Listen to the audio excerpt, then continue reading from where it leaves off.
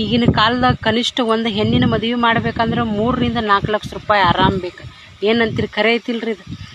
ಅದ್ರಾಗ ಬಡತನದಾಗ ಇದ್ದ ತಂದೆ ತಾಯಿಗಳಿಗೆ 4, 5, 6 ಹೆಣ್ಮಕ್ಳು ಇರ್ತಾವೆ. ಇರ್ತಾವಿಲ್ರಿ.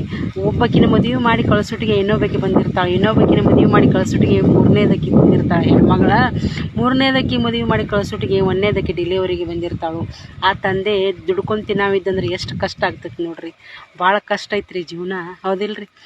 ಆ ಡಿಲಿವರಿ ಖರ್ಚು ಎಲ್ಲ ತಂದೆ ತಾಯಿನೂ ಕೊಡ್ಬೇಕು. ಅವು ಪಾಪ ಅಲ್ಲಿ ಇಲ್ಲಿ ಸಾಲ ಮಾಡಿ ಬಡ್ಡಿಲಿ ರೊಕ್ಕ ತೊಗೊಂಡು ಡಿಲಿವರಿ ಮಾಡಿ ಕಳಿಸ್ತಾವು. ಆದ್ರೂ ಗಂಡನ ಮನೆಯಾಗಿನವ್ರದ್ದು ಮೂಗು ಮುಚ್ಚಂಗಿಲ್ರಿ.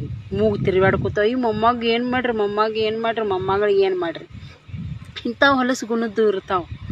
ಖರೆ ಐತಿಲ್ರಿ.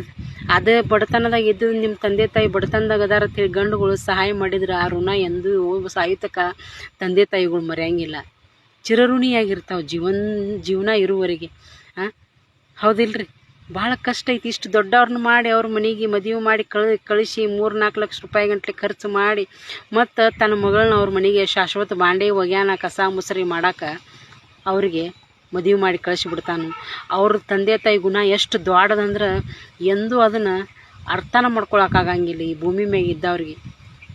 ಒಂದು ಹೆಣ್ಣಿನ ತಂದೆ ತಾಯಿ ಮನಸ್ಸು ಎಷ್ಟು ದೊಡ್ಡದೈತಪ್ಪ ಅಂತಂದ್ರೆ ಯಾರಿಗೂ ಅರ್ಥ ಆಗಂಗಿಲ್ಲ. ಹೌದಿಲ್ರಿ?